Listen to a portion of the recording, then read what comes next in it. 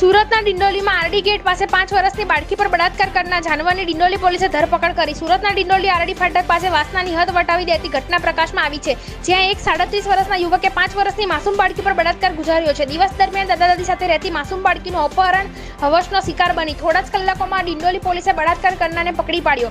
બાળકીને લોહીલુહાણ હાલતમાં છોડીને બળાત્કારી ભાગી ગયો। ડિંડોલી પોલીસ આરોપી વિરુદ્ધ ભારતીય ન્યાયિક સંહિતાની કલમ 65 અને POCSO હેઠળ ગુનો નોંધવામાં આવ્યો છે। મળતી આવતી માહિતી મુજબ એવું જાણવા મળ્યું છે કે 37 વર્ષીય સુરેશ ગોસ્વામી ડિંડોલી વિસ્તારમાં રહે છે। તે 5 વર્ષની છોકરીના ઘરની સામે રહેતો હતો। હુમલાખોર યુવતીને બિસ્કિટની લાલચ આપીને તેના ઘરે લઈ ગયો અને ત્યાં તેની સાથે બળાત્કાર કર્યો।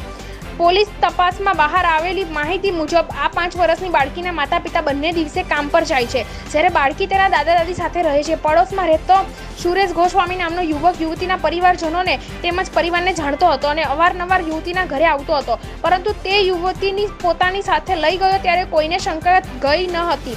લાંબા સમય સુધી બાળકી ન દેખાતા દાદા દાદી સુરતના ઘરે પહોંચ્યા। જ્યારે તેણે છોકરીને લોહીની નીકળતી અને ખૂબ જ ડરેલી હાલતમાં જોઈ ત્યારે તેણે તેને સુરેશની પકડમાંથી છોડાવી। સમગ્ર મામલાની જાણ તાત્કાલિક ડિંડોલી પોલીસને કરવામાં આવી હતી। બીજી તરફ આરોપી સુરેશ ગોસ્વામી ઘરમાંથી ફરાર થઈ ગયો હતો।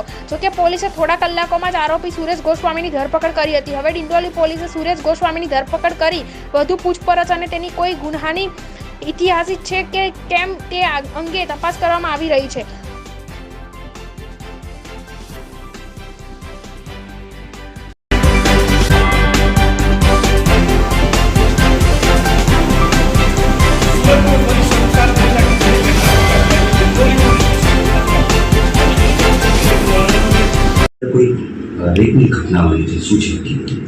ડિંડોલી પોલીસ સ્ટેશન વિસ્તારમાં એક નાની દીકરી જે 5 થી 6 વર્ષની છે, એના ઉપર એક વ્યક્તિએ દુષ્કૃત્ય આચર્યું હતું। જે અનુસંધાને પોલીસે ભારતીય ન્યાય સંહિતાની કલમ 65(2) મુજબ અને પોક્સોની કલમ ઉમેરી અને ગુનો દાખલ કર્યો છે।